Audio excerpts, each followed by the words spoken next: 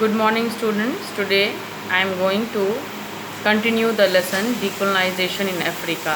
In that lesson, we had already studied about the rule of Nkrumah. Nkrumah was the first Prime Minister of Ghana. He was born in 1909 and became a teacher. He completed his Bachelor of Arts in 1939 and MA in Philosophy. He returned to London and founded the West African National Secretariat to work for the decolonization of Africa. Thus, he was a socialist in outlook and wanted to industrialize the country for better living conditions. Next, as a leader of government, Nkrumah faced a number of challenges. First, to learn how to govern. Next, he learned about how to unify the four territories of the Gold Coast of Ghana. And third, to win his nation's complete independence from United Kingdom. Nkrumah was successful at all three goals. On 6th March 1960, he declared Ghana independent. The country became a Commonwealth realm. The new draft constitution made a provision to surrender the Ghanaian society with sovereignty to a union of African states. The constitution was ratified and Nkrumah was elected president of the country. Under his leadership, the country adopted some socialist policies. He created a welfare system. Main export of Ghana was cocoa and its production doubled. Forestry, fishing and cattle breeding expanded rapidly. Country's modest deposits of gold and bauxite were effectively exploited. A dam on Volta River was also constructed to provide water for irrigation and hydroelectric power, producing enough electricity for the people.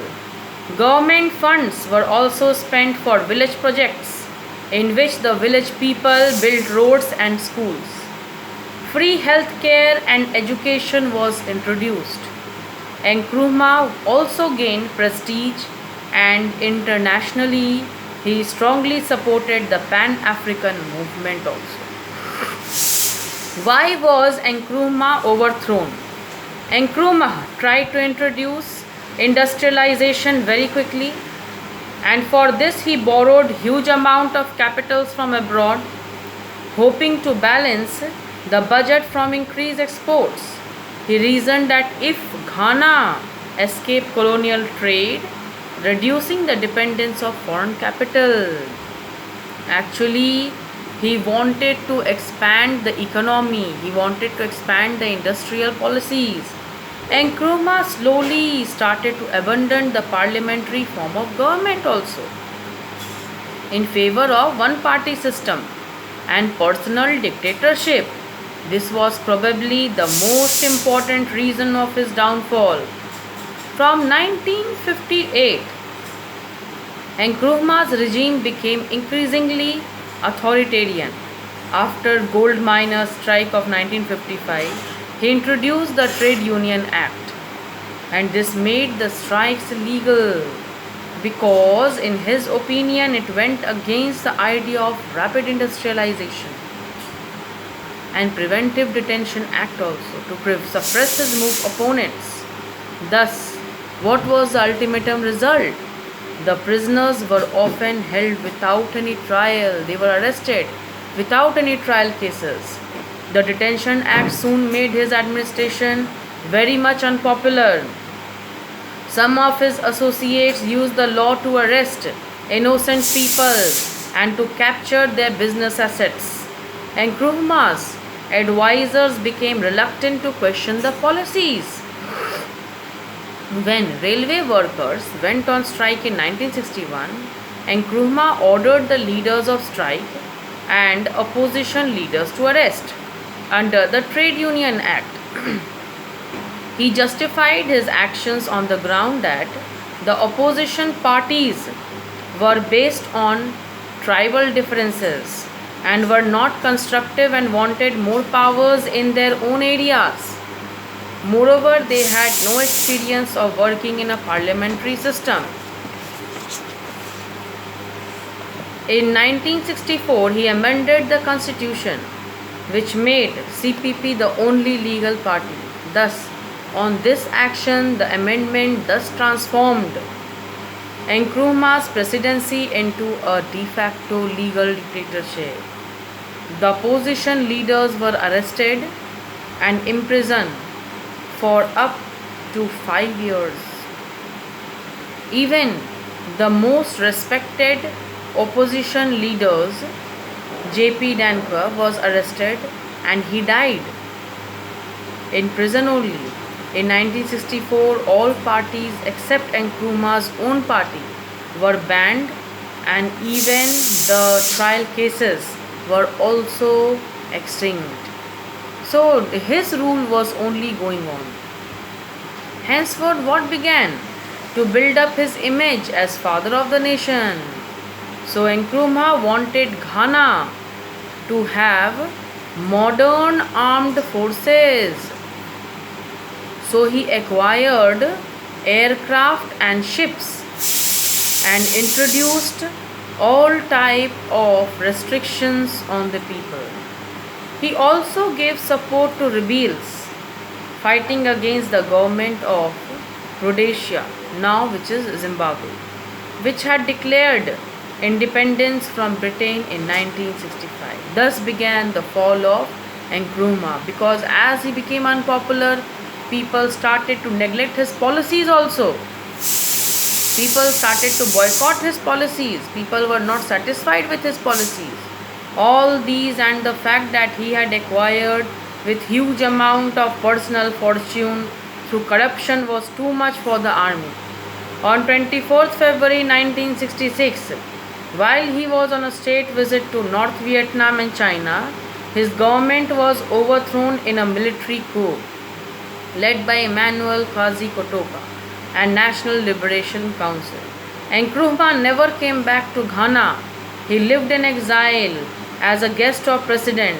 As his health was deteriorating, Nkrumah went to Romania for medical treatment and there he died. So as a leader, he was not very popular. People did not support his policies, and his economic development policy also had become a failure. So now Kenya entered into conflict after the end of Second World War. Decolonization movement started in Africa. African nationalism spread rapidly. After 1945, a number of Asians and Africans had left their homelands to fight in the Allied armies. They saw the contrast between the primitive conditions and the modern technologies. Thus, there was an outside pressure of the colonial powers to give up their empires also, and government of Britain also was willing to allow the independence. Thus, the Commonwealth, which was known as the new colonialism, gradually the movements for the independence became widespread in different parts of Africa. There were different problems which were faced by the Kenyans. In 1962, a coalition government was formed with KANU, the Kenya African National Union, and KADEU, that is Kenyan African Democratic Union. Elections were held in May 1963 and with the majority in Senate and House of Representatives. Kenya then got internal self-government with Jomo Kenyatta as its president. Kenyatta was born at a village named in the British East African, now which is in Kenya. His date of birth, which is known, his father died, was very young. He then became a resident pupil at the church. This is the background when how Kenyatta was born at a village, and thus in this situation he then toured the country, and in the meantime the rebellion started with Mao and given to the white settlers independence with 3 years. In the meantime, the Mao rebellion started and state of emergency was declared. He was arrested by the association. This society was radical Anti-colonial movement engaged in rebellion. He was in prison at that time in 1959. Emergency was lifted in January 1960. There developed a strong public demand, and thus British and KANU agreed that Kenya would attain independence on 12 December 1963 as a Commonwealth member with Queen Elizabeth II as the head of the state. Thus, in 1964, Kenya became a republic and constitution changes further centralized. Thus, elected by the National Assembly, Kenyatta became head of the state, head of the government, and head of the nation with armed forces. Thus, Kenyatta automatically became president. His policy was that of continuity and gradual Africanization of the government. Kenya was a difficult area to deal with because there were huge number of white settlers. In this situation, they were not in a mood to negotiate with the African nationalist leader Jomo Kenyatta and his Kenyan African Party. They were determined with the prolonged white settlers' rule. Thus, the white settlers started a policy of confrontation, which they thought would easily destroy the African Party. The British government was in great pressure from both sides, and thus both business houses were in great pressure. KAU was able to make little progress only. In this situation, the impatient and agitated Kenyan people started terrorist attacks on European-owned farms. Yes, obviously, the white settlers who had owned the areas, owned the farms, those were being attacked by the Kenyans because it was their own land, they thought. And it was organized by Mao's secret society, whose members were mainly from Kikuyu tribes, who had been deprived of much of their best land. A state of emergency was declared in 1952, and thus Kenyatta and other nationalist leaders were also arrested. British authority commissioned huge force to suppress the terrorists, and over the next 8 years, some 10,000 Africans were killed and a number of people were in prison, no better than a concentration camp. In 1960, the terrorists were defeated. The expense of anti-terrorist campaign and change of wind brought a change in the mind. They realized that Kenyatta was moderate man and allowed him to be the Prime Minister of Kenya. Kenyatta tenured in spite of bad treatment by the British. Kenyatta allowed the whites to stay there provided they took the Kenyan citizenship. The British government brought out the white settlers who were not willing to stay there and mostly left Kenya. The Indian minorities dominated the business in the cities and most towns also, but they were distrusted by the Africans. So what happened in this result? As a result, a huge number of Indians kept their old British passports. A large number of Kenya left and moved to Britain. As a result, what happened? There were various Indians also who lived in this region. They were also being suffered, who were having British passports. That means it was believed that they were the supporters of the British. So as Britishers were moving, so the Indians also were moving from this region and they settled down in Britain. Thus, the independent Kenya, although officially non-aligned, adopted a pro-Western stance, a technology which the Western society was adopting. Kenya worked unsuccessfully for East African Union.